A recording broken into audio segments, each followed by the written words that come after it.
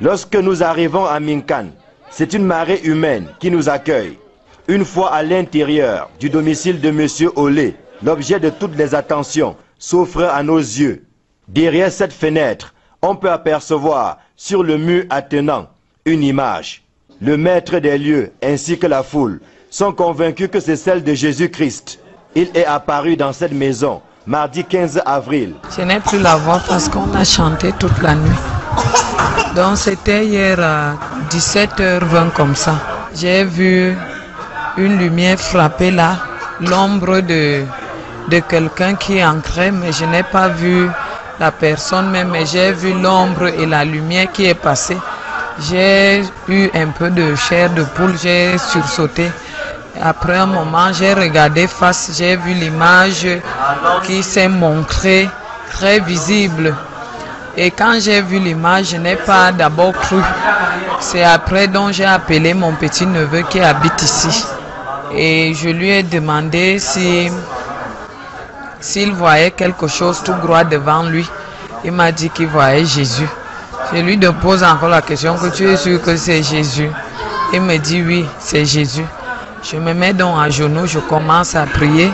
Je dis à Jésus que si tu es réellement là, puisque je dois dire que j'ai vu ta face, mais je ne peux pas dire sans preuve.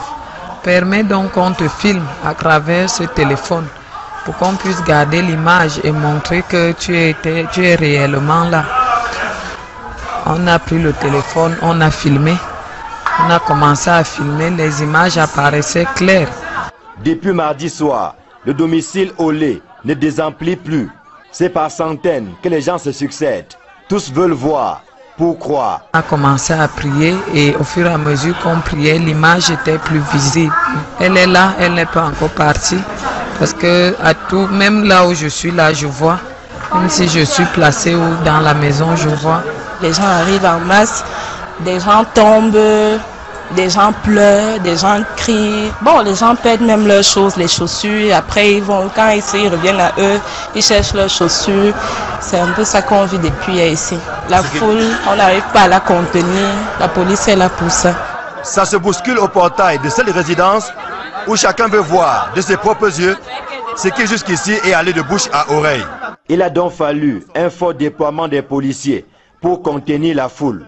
Le salon est devenu un lieu de pèlerinage. Prière et adoration se confondent.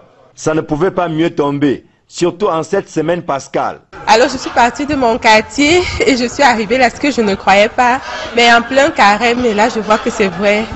Et je suis vraiment très fière de voir ça par moi-même et d'être présente devant cette image. C'est tout ce que je peux vous. Ouais, je suis venue avec mon bébé, mais je n'ai pas pu la laisser. Il fallait qu'on vienne ensemble et tout pour qu'elle voie ça. Peut-être pareil, je peux trouver ma voie. Minkan est devenu depuis mardi soir le quartier le plus envié et le plus couru de la capitale. Personne n'a vu le temps passer. Pourtant, voici sensiblement 24 heures que les rangs ne cessent de gonfler. Chacun voudrait voir ce qui était encore pour certains un poisson d'avril, mais qui en fait est une réalité. Ici, Equinox Télévision, Joel Essengue, Marcelin Gansop.